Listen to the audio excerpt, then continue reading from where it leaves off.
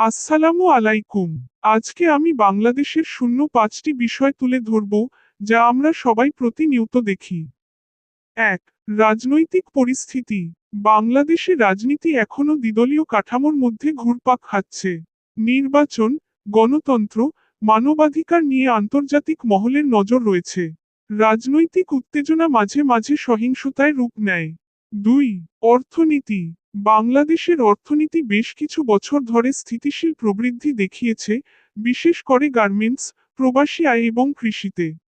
তবে মুদ্রাস্ফীতি, বৈদেশিক মুদ্রার রিজার্ভ হ্রাস এবং দারিদ্র্যের হার কিছুটা উদ্বেগজনক। ৩. সামাজিক অবস্থা।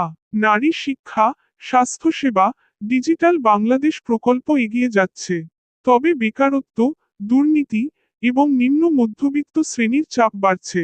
তরুণ সমাজ বেশি শিক্ষিত, কিন্তু কর্মসংস্থানের ঘাটতি বড় সমস্যা। ৪. জলবায়ু ও পরিবেশ।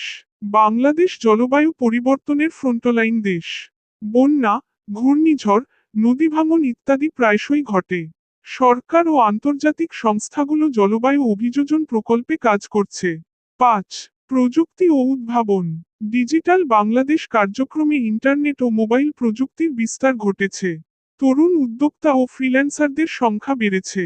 তবে সাইবার নিরাপত্তা ও ডিজিটাল শিক্ষা এখনো বড় চ্যালেঞ্জ।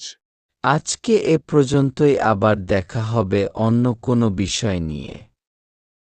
ভালো থাকবেন, সুস্থ থাকবেন। আমার ভিডিও ভালো লাগলে লাইক, কমেন্ট, শেয়ার করবেন, ফলো দিয়ে আমাকে উৎসাহ দিবেন।